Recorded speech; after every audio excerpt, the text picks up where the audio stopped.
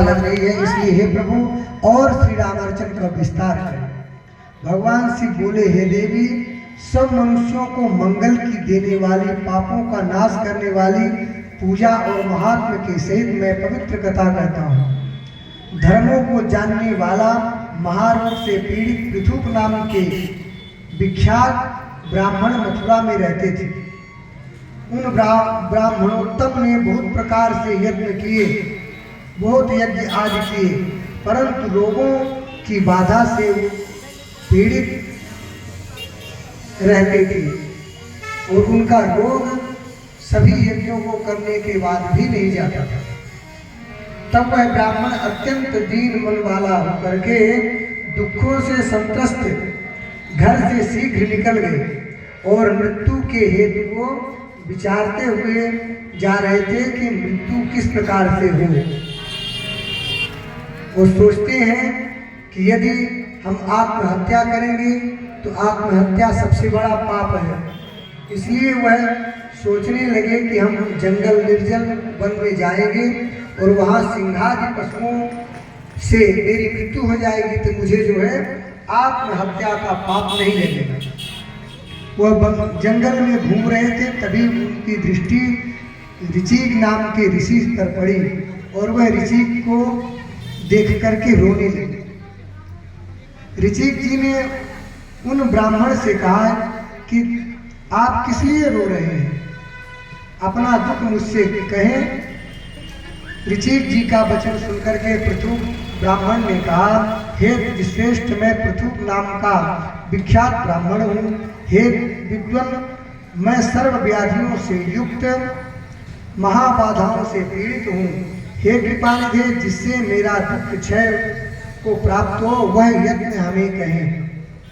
यह सुनकर के कृपायुक्त श्री ऋचिक जी ने दया करके ब्राह्मण से कहा कि रामार्चन करो। पृथुक जी ने कहा, हे विद्वान, हे परंतप रामार्चा की विधि कहिए।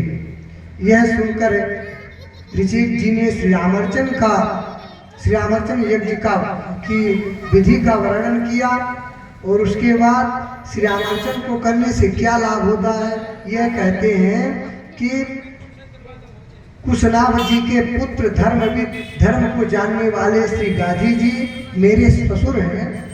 वो पूर्व में अनपत्य का मतलब है पुत्र रहित, जिनके पुत्र नहीं है, ऐसा जीवन व्यतीत कर रहे थे। उनकी पुत्री जो मेरी पत्नी है, उसने मुझे सेवा से संतुष्ट किया। मैंने प्रसन्न होकर के उनसे कहा, ये सुमध्य में आप हमसे वरदान मांगो। तब उसने कहा, हे प्रभु, मेरे भाई पैदा हो, यह वरदान दीजिए। तब हे महाभागे, ऐसा ही हो। इस प्रकार स्त्री को ऐसा कहकर मैं अपने पिता भृगु जी के पास गया।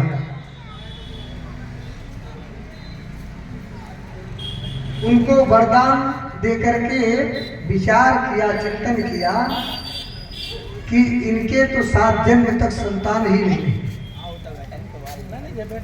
तब हमारे ससुर के भाग्य में पुत्र सुख ना देख करके हमने घबराकर अब वह वृत्तांत ब्रह्मवेत्ता भृगु जी को निवेदित किया। वृत्तांत को सुन करके भृगु जी बोले, हे पुत्र, उन दोनों राजा रानी से प्रेम पूर्वक सम्यक विधि से श्री रामार्चन करवाइए। उसके प्रसाद से अवश्य ही उत्तम पुत्र होगा। पिताजी से उनके प्रसाद से अवश्य शीघ्र उत्तम पुत्र होगा। पिताजी से श्री रामार्चन की विधि सुनकर के मैंने ससुर को कहा। पत्नी के सहित उन्होंने सम्यक श्री रामार्चन किया। रामार्चन का प्रसाद भगवान श्री हनुमान जी को अर्पण किया और श्री रामार्चन का प्रसाद अर्पण करके सभी बंधु बांधवों को अर्पण करके फिर उन्होंने श्री रामार्चन का प्रसाद ग्रहण किया और उत्तम पुत्र श्री विश्वामित्र जैसे पुत्र उनको प्राप्त हुए और वह राजर्षि होते हुए भी, राजा होते हुए भी, क्षत्रिय होते हुए भी ब्राह्मण ब्राह्मर्षि कहलाए। ये श्री रामार्चन के प्रसाद की महिमा है। श्री रामचंद्र जी का उत्तम प्रसाद, जो भी कोई प्रसाद ग्रहण करता है उसके समस्त मनवांछित फल को प्राप्त हो जाते हैं। इसलिए हे ब्राह्मण, आप जो है श्री रामार्चन यज्ञ करिए। इस प्रकार से कह करके श्री ऋषिक जी चले गए। बंधुक नाम के ब्राह्मण जो है आकर के श्री रामार्चन किए। बंधु बांधवों और समस्त संतों को निमंत्रण दे करके श्री रामार्चन पूर्ण हुआ और महात्माओं को प्रसाद ग्रहण करा करके फिर उन्होंने श्री प्रसाद को जैसे ही ग्रहण किया वैसे उनके समस्त आदि व्याधि नष्ट हो गई, समस्त रोग नष्ट हो गए और वह पुनः माने स्वास्थ्य समीचीन होकर के भगवान का स्मरण करने लगे। और तब से उन्होंने संकल्प लिया कि हम प्रतिवर्ष श्री रामार्चन महायज्ञ करेंगे और वह श्री रामार्चन करने लगे। एक बार जो है श्री रामार्चन यज्ञ कर रहे थे कि वहां दुष्ट बंधुक नाम का धीवर चला आया। भगवान शिव कहते हैं, हे प्रिय, वह रामार्चन देख करके श्री राम जी का उत्तम प्रसाद लेकर वह निर्धन धीवर जो है अति लोभ से विदेश में चला गया और गुजरात जा करके सिंह के हाथ से उसकी मृत्यु हो गई। और सभी यमराज के दूत वहां आकर के उसको पकड़ के बांध लिए कि यह बहुत पापी है और ये दिन भर गो हत्या किया और जीवों को मारा, कभी इसने पुण्य नहीं किया है, इसलिए इसको कोटि जन्म तक नरक में रहना पड़ेगा। इतने में देखता है कि पुष्पक विमान में भगवान के पार्षद आए और उन्होंने कहा कि आप इस पवित्र आत्मा को क्यों मार रहे हैं। उन्होंने कहा यह बहुत बड़ा पापी है, गोहंता है, इसलिए इसको मारते हुए ले जा रहे हैं। पार्षद ने कहा कि यह तो निर्मल आत्मा हो गया है, श्री रामार्चन का प्रसाद ग्रहण करने से इसके समस्त पाप नष्ट हो गए हैं और यह जो है भगवान के धाम के जाने योग्य पवित्र हो गया है, इसलिए इसको भगवान के धाम को जाना है। और यमराजों के दूतों से भगवान के पार्षद ले जा करके भगवान के लोग उस धीवर को ले ले। इधर भगवान के दूतों ने यमराज जी से संदेश सुनाया कि हम उस पापी को ला रहे थे और भगवान के दूत आकर के कहने लगे कि जो भगवान का प्रसाद ग्रहण कर लेता है वह पवित्र हो जाता है, और वो ले गए। यमराज जी ने भगवान के प्रसाद की महिमा जब श्रवण की तो गदगद हो गए और कहने लगे कि जो भगवान का नाम स्मरण किया है, जो भगवान का प्रसाद ग्रहण करते हैं, उन्हें आप यहाँ मत लाया करिए। और तेजी से उच्च स्वर से यहाँ भगवान के नाम का स्मरण और प्रसाद की महिमा का व्याख्यान न करिए, नहीं तो यहाँ नरक के लोग भी मोक्ष को प्राप्त हो जाएंगे।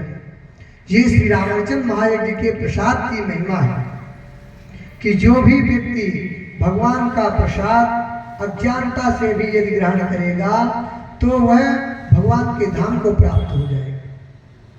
10 लाख अश्वमेध यज्ञ तथा 10 लाख राजसूय यज्ञ भी श्री रामार्चन के प्रसाद की 16वीं कला को नहीं प्राप्त कर सकते। जो श्री रामार्चा का यथार्थ अर्चन करके श्री राम जी का प्रसाद हनुमान जी को देते हैं, हे प्रिय, उनके सब मनोरथ पूर्ण होते हैं। प्रेमी जो पदार्थ श्री रामचंद्र जी को अर्पण करता है वह पदार्थ हनुमान जी को अवश्य देना चाहिए। यह पवन नंदन श्री हनुमान जी राम सिद्धि के स्वरूप हैं और साधु संत के रखवारे हैं, भक्तजनों की रक्षा करते हैं और उनको प्रसाद अर्पण करके फिर प्रसाद ग्रहण करना चाहिए। ऐसा करने से हनुमान जी भक्त के हृदय में जो संकल्प है उसको पूर्ण करते हैं। इति श्री शिव संहितायां भव्योत्तर खंडे उमा महेश्वर संवादे श्री रामार्चा महात्म्ये पृथुक बंधुको पाख्यान वर्णनम नाम द्वितीयोऽध्याय।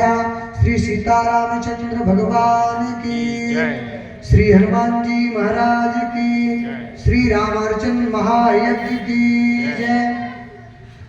भगवती